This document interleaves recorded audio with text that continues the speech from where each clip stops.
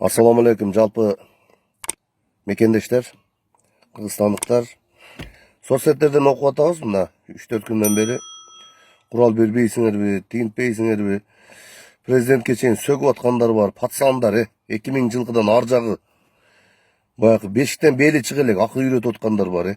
Кыргызстан аймагынан эмес, өзүнүн коросунан, өзүнүн айылынан чыга электер акыл үйрөтүп атат президенткечи. Ташиев деп сенсиреп, курал бербейсиңби деп. Курал бермек турмакчы. Мына жерге пистолет такасычы шымыңы булгап жүрөгүң түшүрүп коесуң. Калп эле герой боло бербек эле соцсеттерде отуруп алыпчы. Азыр эгерде курал берсе элечи, болду Кыргызстан жоголот.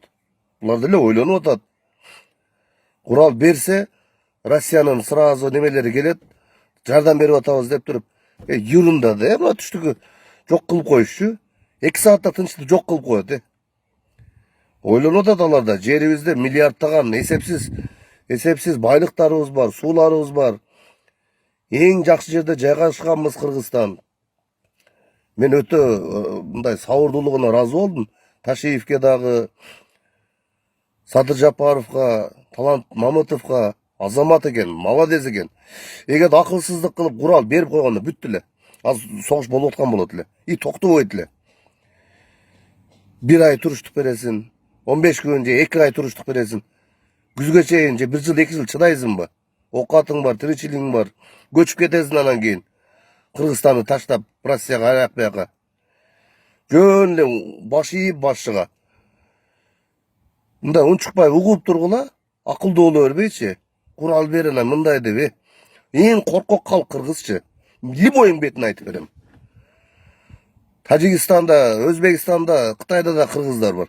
Алардын каны эмне? Башкабы?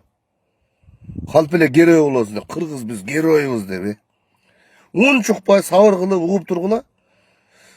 3 айда алып коюп тур. Албайт, каяка алат? Убактынча ошондой болушу мүмкүнбү? 20-30 бандит Тажикстандын. Хулигандары басып, же тигиндей мындай кылып күчөтүп, ошондой кылып элдин жинине тийип, ошо согуш кылыш максаты ошолордун.